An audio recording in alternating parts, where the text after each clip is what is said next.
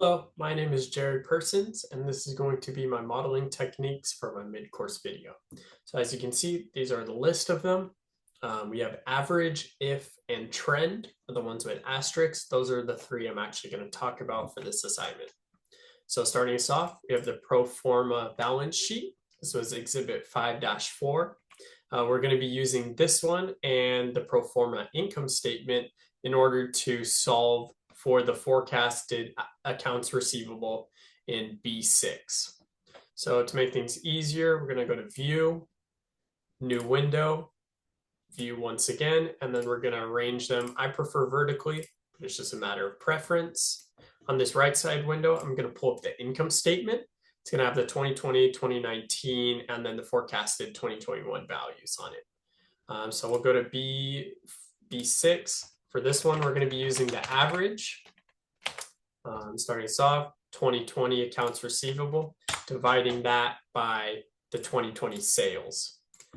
So obviously we have to do our absolute references, comma, and then we're going to have to access the 2019 accounts receivable. So just put enter, get back into it, and then use this one, divide that by the 2019 sales this time. Once again, our dollar signs. And then instead of dividing anything, we're going to multiply that by the sales of 2021. And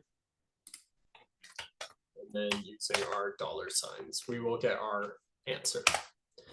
So the forecasted value for accounts receivable 2021 is going to be $444.51. Since this one basically follows the same formula, we're able to just copy that down and we get our total current assets, and then total assets is also going to calculate.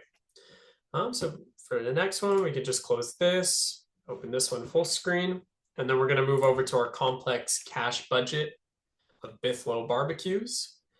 This time we're going to use a nested if statement. So if, and then an and in order to compare the three different scenarios that we're going to input. So first, to ensure that the cash isn't below the minimum, we're going to be using the unadjusted cash balance, add that by the current borrowing, and then less than the minimum acceptable cash balance, make this absolute reference. And then to ensure that it's not negative, we're going to use this D34, and then once again, less than 0. And so that's going to close out our logical test. For the second one, we have to make sure that we're borrowing enough cash. So E30 plus E31 minus this time the minimum acceptable cash balance. Once again, the absolute values. And then another if statement, because we're checking if the cash is above the maximum. So we're going to do that. Once again, E30 plus E31. And then this time greater than the maximum acceptable cash balance for absolutes. We'll input that one more time. This one, but instead subtract the maximum allowable cash balance.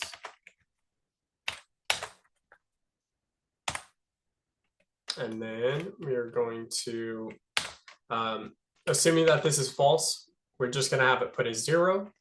So assuming it's within the range, it's going to come out as 0. And obviously you can see it does. So because 15,000 is within this range, this one is as well, this one is as well, but this one is not. If you slide it all the way over, you can see that this is the only one that's going to output to get it back to below the or back to the maximum acceptable cash. So lastly, we're going to be using a trend formula. So first, inputting our years.